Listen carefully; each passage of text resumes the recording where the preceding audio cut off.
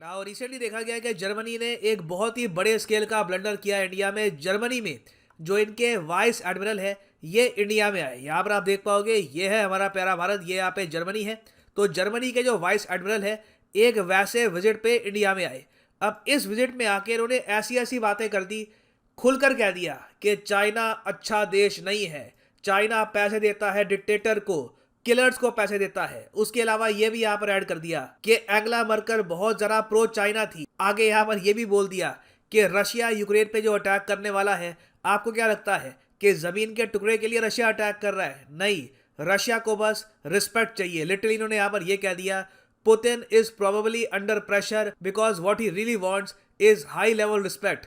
कुछ नहीं मांगता पुतिन, बस रिस्पेक्ट का भूखा है। इन्होंने ऐसी बातें बोल दी है। और अब जर्मनी की पूरी गवर्नमेंट इनकी सारी स्टेटमेंट्स को रिजेक्ट कर रही है। ये कह रही है कि हमारे जो डेप्यूटी एडमिरल इंडिया में स्टेटमेंट्स दे के आए हैं, सारी स्टेटमेंट्स गलत है, क्योंकि अभी के लिए लग रहा है कि जर्मनी की फॉरेन पॉलिसी को कंप्लीटली एक्सपोज कर दिया है जर्मनी के वाइस नेवी एडमिरल ने। ना यहाँ पर हुआ क्या है इन डिटेल हम जानेंगे। बहुत ही इंटरेस्टिंग टॉपिक है, काफी कुछ आपको जानने को मिलेगा। मगर आगे बढ़ने से पहले एक बहुत ही सिंपल सा क्वेश्चन आपसे पूछूंगा, जिसका आंसर आपको मोस्ट प्रोबेबली वीडियो में ही मिल जाएगा।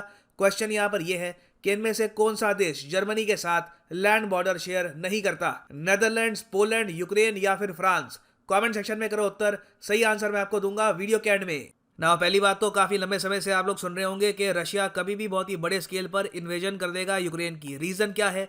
रीजन ये है कि नेटो का पार्ट अगर बन गया यूक्रेन, तो इससे रशिया के लिए एक बहुत ही बड़ा सिक्योरिटी थ्रेट खड़ा हो जाएगा। तो रशिया ने ओपनली ये कहा है कि अगर यूक्रेन नेटो का पार्ट बना या फिर नेटो ने अपनी इन्वॉल्वमेंट यूक्रेन में बढ़ाई, तो रशिया के पास कोई ऑप्शन नहीं रहेगी। ये लोग बहुत ही बड़े स्केल पर इन्वेड कर देंगे यूक्रेन को। नाउ जब रशिया ने ऐसी धमकी दे दी तो लोग एक्सपेक्ट कर रहे थे कि यूएसए समेत फ्रांस, जर्मनी जो बड़ी पावर्स है नेटो की, ये सामने खड़ी होंगी रशिया के। यूएसए ने मैक्सिमम ये कह दिया कि अगर यूक्रेन रशिया ने कब्जा लिया तो हम लगा देंगे रशिया पे एडिशनल इकोनॉमिक सैंक्शंस। फिर फ्रांस ने भी ये कहा कि ये लोग वेपन्स प्रोवाइड करेंगे यूक्रेन की मिलिट्री को। मगर जर्मनी एक ऐसा देश है जो बिल्कुल उल्टा ही चल रहा है। जर्मनी ने ओपनली ये कह दिया कि ये किसी भी कंट्री को वेपन सप्लाई नहीं करेंगे जो रशिया के अगेंस्ट वॉर लड़ने वाला है। यहां पर आप देख पाओगे आर्टिकल है, Germany blocks Estonian arms export to Ukraine.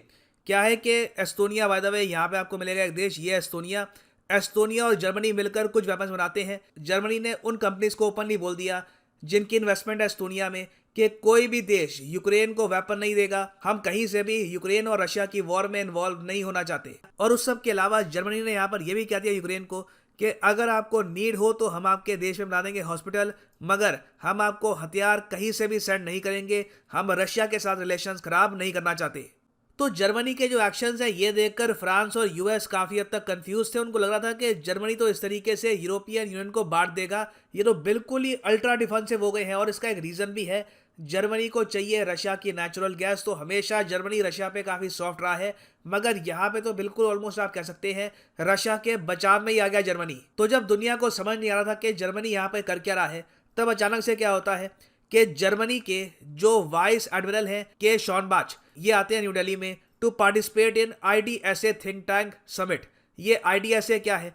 IDSA है Manohar Parrikar institute for defence studies and analysis. तो ये यहाँ पर आए, बातचीत हो रही थी, इनसे क्वेश्चन पूछे गए, इन्होंने ओपनली बोल दिया जर्मनी मानता है कि यूक्रेन में जो भी हो रहा है ये है रशिया के लिए हाई रिस्पेक्ट का इशू। और जर्मनी ये मानता है कि किसी कंट्री को रिस्पेक्ट देना काफी लो कॉस्ट की चीज होती है। और सिंस रशिया के पास इतनी बड़ी मिलिट्री पावर है तो व्लादिमीर पुतिन को रिस्पेक्ट वो देनी चाहिए जो वो डिमांड करते भी हैं। तो ये इन्होंने बोलकर जो जर्मनी की फॉरेन पॉलिसी है बिल्कुल उसको एक्सपोज कर दिया। आगे इन्होंने यहाँ पर ये भी ऐड कर दिया कि जर्मनी का स्टांस हो देखो यूक्रेन की नेटो मेंबरशिप को लेकर ये है कि यूक्रेन वैसे भी नेटो का पार्ट बन नहीं सकता, क्योंकि इस कंट्री का खुद ही अपनी जमीन पे कंट्रोल है नहीं। क्राइमिया रीजन रशिया ले गया, उसके अलावा ईस्टर्न पार्ट जो है वहां पे रशिया की आर्मी ऑलरेडी खड़ी है। तो जब ये देश अपने देश का नक्शा हमको पकड़ाएगा कि देखो ये हमारा कंट्री है, ये नेटो के आर्टिकल 5 के अंदर शामिल हो जाएगा, कल को इस कंट्री पे अटैक होता है तो मतलब कि सब कंट्री इस कंट्री के डिफेंस में आएंगे। मगर प्रॉब्लम ये है कि उस नक्शे पे ऑलरेडी रशिया है। तो आप कह लीजिए यहाँ पर जर्मनी के एडमिरल ने, जो जर्मनी की हिपोक्रेसी है कि एक बार को इनका जो विदेश मंत्रालय कुछ कहता है कि हम यूक्रेन के सपोर्ट में खड़े हैं, यूक्रेन को हम सपोर्ट देंगे, मगर अंदर से ये लोग मन बना चुके हैं कि ना यूक्रेन को ये नेटो का पार्ट बनाएंगे, ना यूक्रेन के डिफेंस में सोल्जर भेजेंगे, बस एक बार को सिचुएशन यूक्रेन और रशिया की इतनी खराब कर देंगे कि रशिया अटैक कर दे और यूक्रेन के जो आम नागरिक हैं ये यहाँ पर सफ़र करे। और इस सब के अलावा जर्मनी के एडमिरल ने यहाँ पर यह तक कह दिया कि चाइना को लेकर जर्मनी बहुत कंसर्न है। इन्होंने ये भी एडमिट किया कि एंगला मर्कल जो जर्मनी की फॉर्मर चांसलर थी ये बहुत ज़्यादा प्रो चाइना थी, मगर चाइना ने जर्मनी को बहुत लूटा है, जर्मनी की टेक्नोलॉजी को काफ़ी लूटा है। इन्होंने खुद कहा कि कई जर्मन कंपनीज थी उनको चाइना ने परचेज कर लिया और फिर उनकी जो कंप्लीट टेक्नोलॉजी थी वो अपने अंडर कर ली। ये इनकी एक्चुअल स्टेटमेंट है। Whole technology was gone, China is not paying back any more. अब यहाँ पर आप एक बहुत ही बेसिक क्वेश्चन पूछेंगे, मगर इनके एडमिरल को क्या हो गया था अचानक से? मतलब इन्होंने कोई कसम खा ली थी कि आज बस मैं सच बोलूंगा, झूठ बोलूंगा नहीं, और बस ये सब बोल के आ गई है।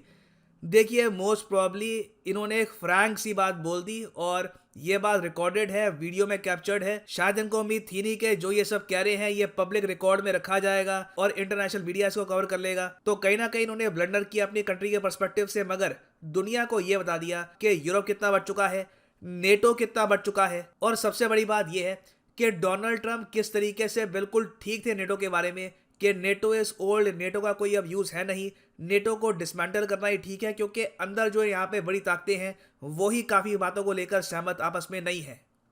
खैर, अभी के लिए जर्मनी की सरकार डैमेज कंट्रोल मोड में लगी हुई है। वो कोशिश कर रही है ये बोलने की कि देखो जो एडमिरल की यहाँ पर स्टेटमेंट है ये जर्मन गवर्नमेंट की पोजीशन नहीं है, मगर the damage has been done. ना वापस आते हैं अपने एमसीक्यू पर कि इनमें से कौन सा देश जर्मनी के साथ लैंड बॉर्डर शेयर नहीं करता। तो सही उत्तर इसका है option C, Ukraine is the right answer. यहाँ पे आप देखोगे यूक्रेन और जर्मनी कोई भी लैंड बॉर्डर आपस में शेयर नहीं करते। और फाइनली यहाँ पर मैं ये भी ऐड कर दूं कि अगर आप यूपीएससी एग्जाम की तैयारी करना चाहते हैं तो कमेंट सेक्शन में जाओ, यहाँ पे आपको मिलेगा ये लिंक, इस लिंक पे करो क्लिक और यहाँ पे आप परचेज कर पाएंगे अनअकैडमी का यूनिक कॉम्बो पैकेज, जिसके अंदर आप यूपीएससी प्रीलिम्स, मेंस, ऑप्शनल आपकी चॉइस का हो, political science, history, whichever you want to choose, इन सब की तैयारी कर सकते हैं in a single purchase. Simply click on pick a plan और यहाँ पे आप खरीद पाएंगे 18 महीने, 24 महीने या फिर 36 महीने का course, depending on the time you want to take to prepare for UPSC. मगर यहाँ पे जो प्राइसेस लिखे हैं पे करने की आवश्यकता है नहीं, सिंपली यहाँ पे यूज करो code PD10 and the prices will fall. So use the code PD10 and save money. So इसी नोट के साथ ये है वीडियो का अंत। Thank you for listening and as always God bless you all.